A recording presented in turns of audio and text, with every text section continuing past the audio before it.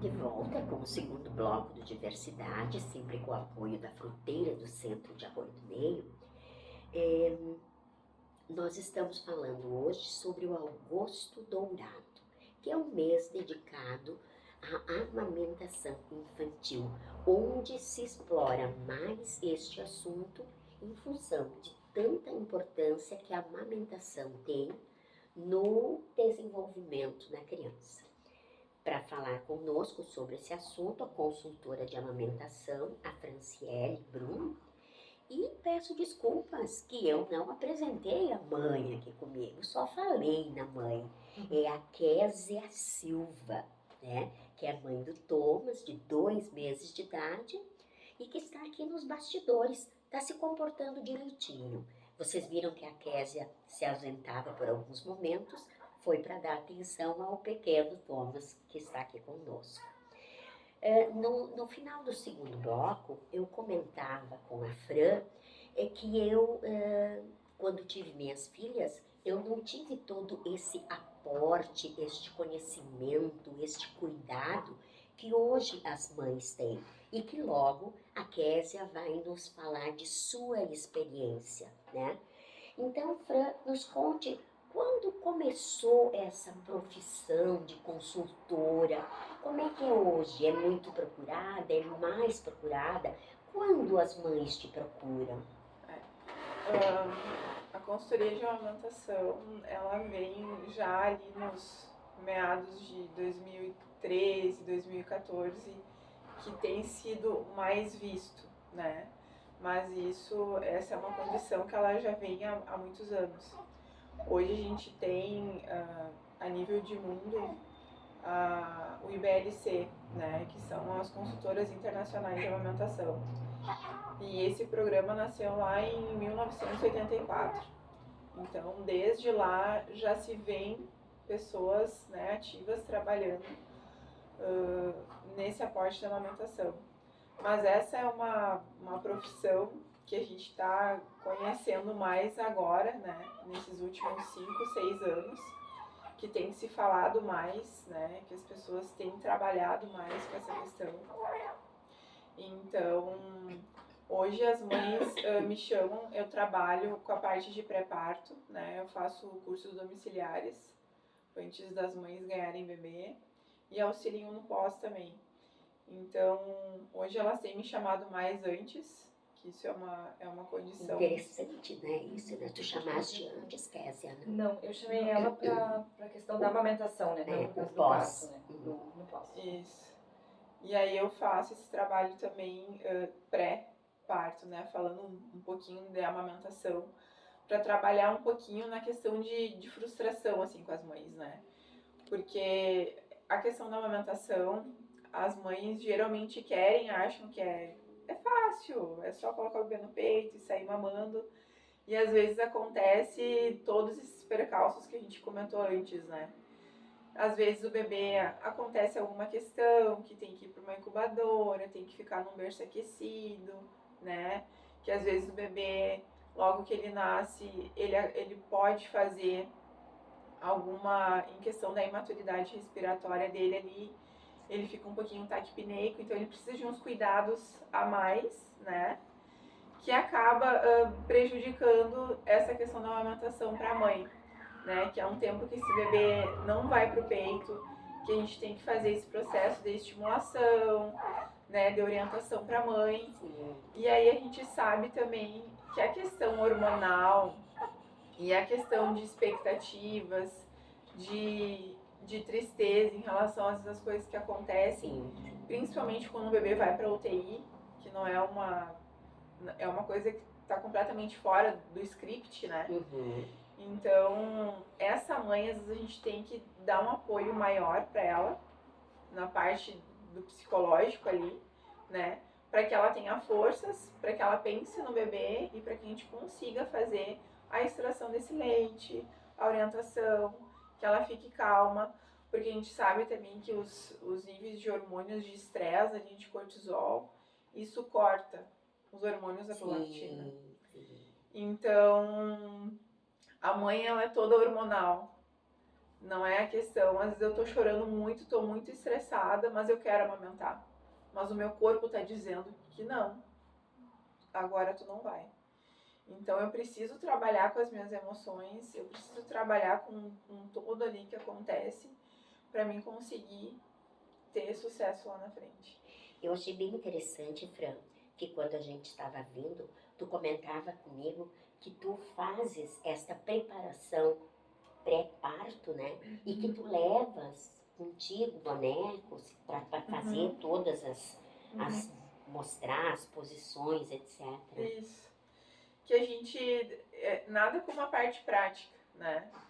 Por mais que a gente fale, às vezes a gente fala muito, e nada como tu pegar um boneco, saber o que tu tem que fazer, como que tu tem que pegar e o que pode acontecer nesse processo, né?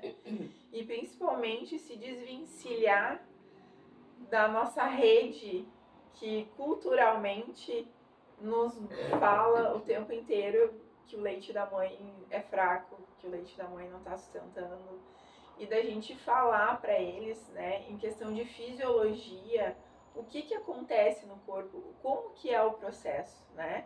E a gente também trabalha com a questão da esterogestação, que é a adaptação desse bebê fora do peito. Então, muitas vezes ele vai chorar sim, mas muitas vezes ele vai procurar o peito em questão de proteção, de fazer a sua autorregulação ali. Então, o peito ele vai nutrir, mas ele também vai acolher esse bebê. Ele não está preparado para essa vida extrauterina, né? Então, que nem a gente fala, ele estava quietinho lá dentro do útero, quentinho, amassadinho, se virando para lá e para cá, e quando o neném nasce, acontece muitas intervenções, né?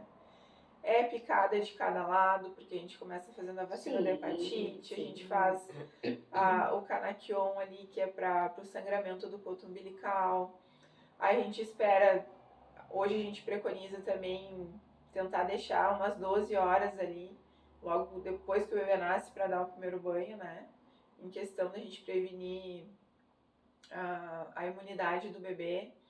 Então, tem toda essa questão aí que a gente trabalha para que a gente consiga chegar num sucesso desse processo inteiro. Então, quando a gente fala nesse período de esterogestação, de acolhimento, é uma coisa que bate também na questão cultural, que a gente fala, deem colo para os seus bebês, não tenham medo disso, né? O bebê, quando ele nasce, ele está acostumado dentro da barriga da mãe, caminhando com a mãe para lá e para cá, sacolejando o tempo inteiro. E se é uma mãe mais ativa, que não para, ele tá, não tem. Tanto que a gente ouve os relatos das mães quando elas vão dormir de noite, que quando elas param, eles começam a futricar, porque eles querem que continue aquele movimento. E quando o bebê nasce, o que a gente faz? A gente quer deixar eles no berço quietinhos, né? Então eles não vão se acostumar com esse processo logo nos primeiros dias. Tanto que às vezes o bebê tá chorando muito, eu vou pegar no colo e eu vou começar aqui no sim. Ele não vai parar.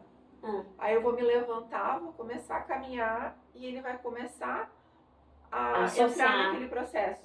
Porque o bebê, ele tem noção de altura, ele tem noção da gravidade. Então ele sabe quando a pessoa está sentada e quando a pessoa está de pé. Sabe? Então, meu bebê, eu levanto ali, começo a caminhar e começo a fazer o que é para acalmar ele. Esse processo do isso lembra o som do cordão umbilical. Do útero. Então, quando ele está chorando muito, eu vou na mesma intensidade. Eu vou no Quando ele começa a diminuir, eu começo a diminuir também. Aí eu vou no Eu tenho um exemplo. Sim, eu comecei na academia agora há poucos dias, né? Eu tô levando o canguru. E eu levo o Thomas, então, boto ele no canguru e começo a caminhar na esteira. Não dá assim, ó, não dá 5 minutos, ele já tá dormindo. Dorme, daí eu continuo caminhando. Ele faz esteira comigo. Mas que coisa linda!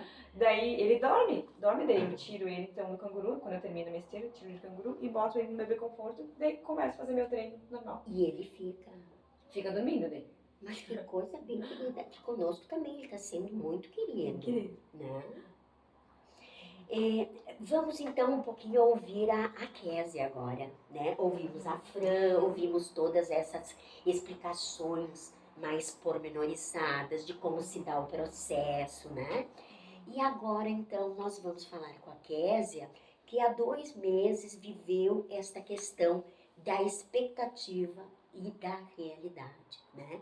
Quando se fala em amamentação, como a Fran disse, nós vínhamos comentando, quando se vê na televisão aquela coisa muito linda, põe aqui o neném mama, maravilhoso, mas se sabe que não é assim, né?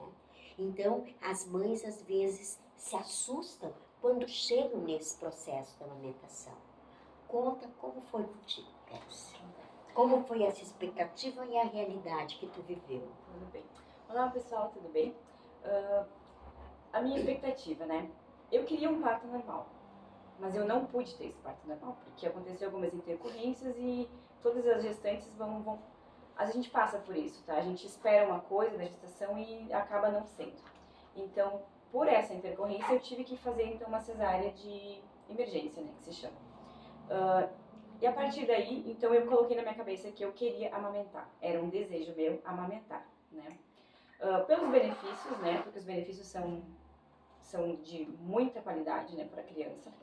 E porque é mais barato amamentar, não é? Com certeza, a fórmula é caríssima. É muito mais barato amamentar e, tipo, tu tá ali, conexão com teu filho e é assim, prazeroso. É prazeroso. A partir de certo momento é prazeroso, tá, pessoal? Mas o início, assim, eu decidi amamentar. Então, na minha cabeça não tinha a palavra desistir. Desistir não estava no meu vocabulário naquele momento, tá? A partir do momento que eu consegui, que o leite veio, que eu me deparei, o meu seio tem leite. E eu me desesperei. Porque ele não conseguia mamar. Porque eu não sabia dar, né? Eu não sabia, eu colocava o neném ali, mas eu não sabia. Não sabia qual era o jeito, qual era a forma. Era essa mesmo, era a tradicional, essa pega, como a Fran disse, é aquela pega que a gente aprendeu desde sempre. Desde sempre, né? Que as mães já faziam. E eu tava tentando fazer do meu jeito, do jeito que eu não me preparei para amamentação, né? Eu me preparei para o parto. Eu me preparei para ganhar normal e não deu certo. Mas para amamentação eu não estudei, eu não fiz nada de leitura sobre isso. Sim. E quando eu me deparei com o meu seio todo fissurado, quer dar um doendo... pra ele? Ó, agora ele tá churamingando aqui. Meu filho.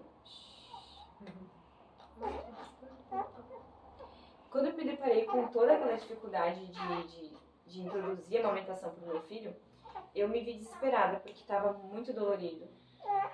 Passava noites assim, ó, tentando, chorando, porque a hora do TT, eu já meu corpo já tremia, já doía. Sim, vivi essa experiência também. Teve outros dias que, tipo, o nenê tomou sangue, porque o seio estava muito machucado. Aí eu, então, tive que procurar ajuda. Procurei a Fran, né, a Fran veio lá em casa.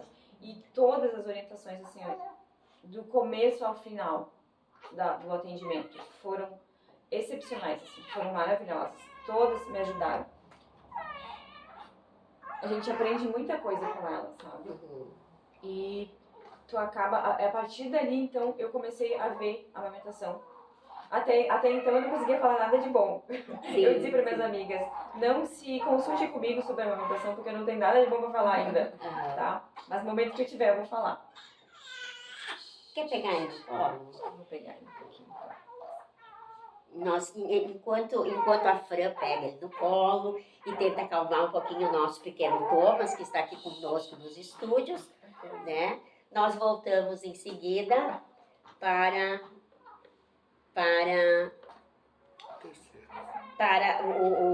o terceiro bloco, sempre com o apoio da Fruteira do Centro.